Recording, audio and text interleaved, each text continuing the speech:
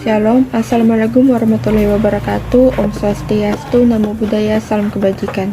Perkenalkan, nama saya Ripka, kelas A5 Keperawatan, semester 2 dengan NIM 2214201150. Tujuan saya untuk membuat video ini untuk memenuhi tugas mata kuliah komputer dasar dengan nama dosen pengampu Enci Menyi Taju STMkom dengan topik software, hardware, dan brainware. Saya adalah mahasiswa di Universitas Pembangunan Indonesia Manado. Baiklah, kita akan memasuki pembahasannya. Pengertian software. Software merupakan sebuah data yang diprogram, disimpan, dan diformat secara digital dengan tujuan serta fungsi tertentu. Untuk pembuatannya sendiri, perangkat lunak ini membutuhkan bahasa pemrograman yang ditulis oleh seorang developer atau orang yang ahli dalam bidang tersebut. Sejarah software komputer. Menurut sejarah, software telah dibuat jauh sebelum munculnya komputer elektronik pertama. Charles Babbage adalah orang yang menggagas konsep software pada pertengahan 1800-an. Meski demikian, sebenarnya teori software pertama kali diusulkan oleh Alan Turing pada tahun 1935 dalam esainya yang berjudul Nomor Komputasi dengan Aplikasi ke Masalah Entscheidung. Meski demikian, kata software sendiri dicetuskan pada tahun 1958 oleh John Tukey, yakni seorang matematikawan dan ahli statistik dari Amerika pada tahun 1958. John Tukey juga merupakan ilmuwan yang membahas mengenai program kalkulator elektronik. Fungsi software.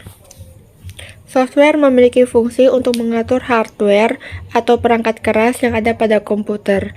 Dengan begitu, komputer yang digunakan dapat bekerja dengan baik menyesuaikan pada pekerjaan apa yang dibutuhkan.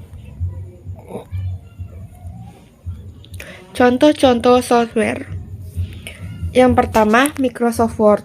Perangkat lunak yang satu ini merupakan perangkat Office yang paling populer karena biasanya digunakan oleh berbagai lapisan masyarakat, baik anak-anak hingga orang dewasa untuk memenuhi pekerjaannya. Microsoft Office PowerPoint, software yang digunakan untuk membuat sebuah presentasi. Yang ketiga, Microsoft Excel. Microsoft Excel merupakan salah satu perangkat Office yang cukup populer. Perangkat ini digunakan untuk mengedit serta membuat sebuah dokumen dengan tampilan kolom, berhitung, dan mengolah data. Yang keempat, Mozilla Firefox, Google Chrome, Microsoft Edge merupakan sebuah software yang berguna yang dapat digunakan sebagai peramban web lintas platform bebas dengan sumber terbuka. Pengertian hardware.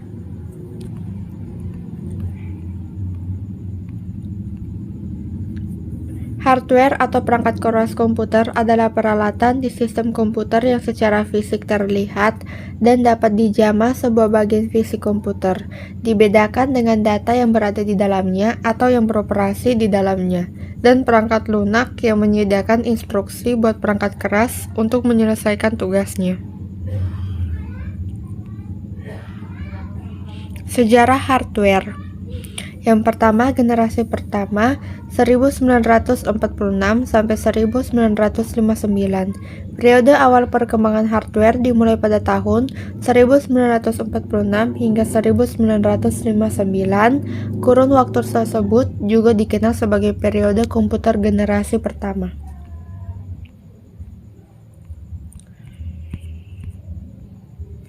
Generasi kedua 1959 sampai 1965. Periode kedua berlangsung antara 1959 hingga tahun 1965. Pada periode ini, komputer sudah menggunakan teknologi yang lebih baik dibandingkan generasi pertama. Generasi ketiga 1965 sampai 1971. Memasuki tahun 1945 hingga 1971, teknologi komputer yang digunakan pada masa ini sudah berbeda. Beberapa hardware atau perangkat keras dirancang dan digabung satu sama lain di suatu tempat. Ini membuat ukuran komputer generasi ketiga menjadi lebih ringkas dan tidak makan tempat. Generasi keempat 1971 sampai 1980. Pada komputer generasi keempat, ukuran fisiknya jauh lebih ringkas. Generasi kelima 1980 sampai sekarang.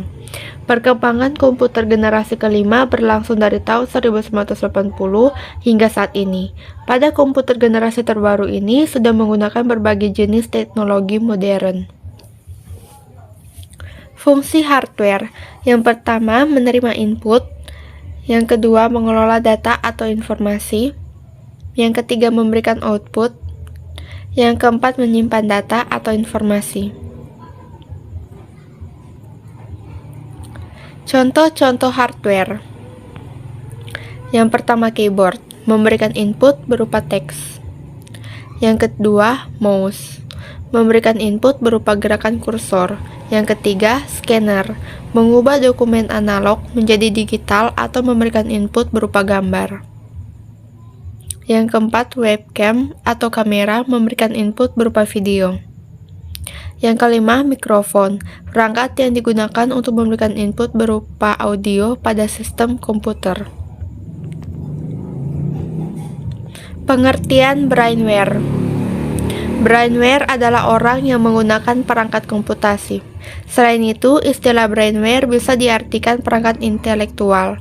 Oleh karena itu, keberadaan brainware adalah hal penting dalam dunia IT, baik dalam ranah pribadi, lebih-lebih dalam pemanfaatan secara profesional di perusahaan. Fungsi brainware. Yang pertama, sebagai programmer. Yang kedua, sebagai administrator. Yang ketiga, sebagai operator. Jenis-jenis brainware.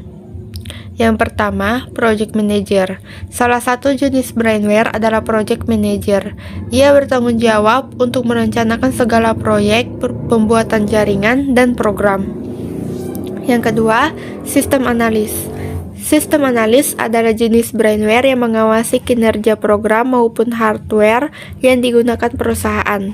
Yang ketiga, web developer. Sesuai namanya, web developer adalah jenis brainware yang membuat website atau aplikasi berbasis web. Web developer membantu kliennya agar memiliki platform online untuk kebutuhan profesional maupun bisnis. Yang keempat, database administrator. Jenis brainware ini memiliki tanggung jawab untuk mengelola database seperti database perusahaan atau organisasi. Yang kelima, security specialist. Security specialist merupakan jenis brainware yang pekerjaannya memastikan keamanan jaringan komputer dan program. Untuk melakukan hal itu, ada banyak hal yang security specialist lakukan. Yang keenam, teknisi. Teknisi adalah brainware yang mengenal berbagai permasalahan hardware dan cara mengatasinya. Dengan begitu, ia bisa memperbaiki kendala pada perangkat komputer maupun jaringan. Yang ketujuh, trainer. Selanjutnya, jenis brainware adalah trainer. Ia bertugas untuk melatih operator untuk mengoperasikan program dan jaringan. Yang kedelapan, operator. Operator merupakan pengguna akhir hardware atau software.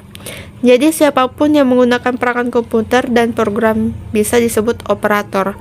Contohnya karyawan, pelajar, dan freelancer.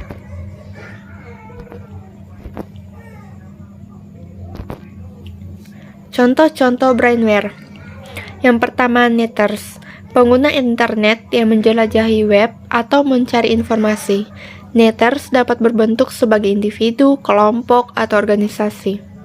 Yang kedua, IDP Department, Electronic Data Processing Department, atau dikenal juga dengan IT Department. Biasanya menggunakan metode otomatis untuk mengelola data komersial di perusahaan.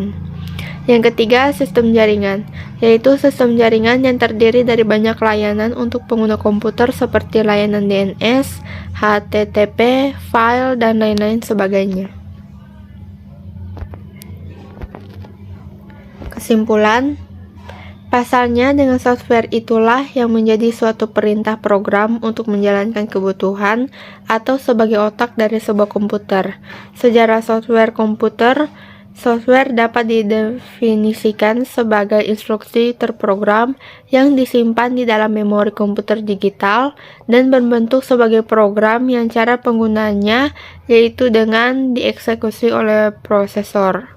Hardware atau perangkat keras komputer adalah peralatan di sistem komputer yang secara fisik terlihat dan dapat dijamah semua bagian fisik komputer, dibedakan dengan data yang berbeda di dalamnya atau yang beroperasi di dalamnya, dan perangkat lunak yang menyediakan instruksi buat perangkat keras untuk menyelesaikan tugasnya. Tanpa adanya pengguna yang menghubungkan perangkat komputer dan software di dalamnya, tujuan keduanya tidak dapat dicapai. Sistem analis. Sistem analis adalah jenis brainware yang mengawasi kinerja program maupun hardware yang digunakan perusahaan.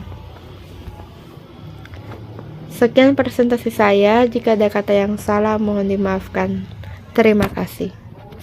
Halo teman-teman, shalom. Buat kalian yang masih bingung untuk pilih fakultas yang mana, kepikiran biaya mahal, jaraknya cukup jauh, tenang, saya punya solusi nih. Jawabannya Universitas Pembangunan Indonesia Manado. Buat kalian yang bertanya-tanya, kenapa harus memilih UNPI? Jawabannya adalah karena terakreditasi B dan juga memiliki 6 fakultas. Banyak bukan? Nah, salah satunya Fakultas Keperawatan, Prodi Ilmu Keperawatan, dan Profesi Nurse, serta Fakultas Sastra, Prodi Sastra Inggris. Yang ketiga, Fakultas Hukum, Prodi Ilmu Hukum. Yang keempat, Fakultas Ilmu Sosial dan Ilmu Politik.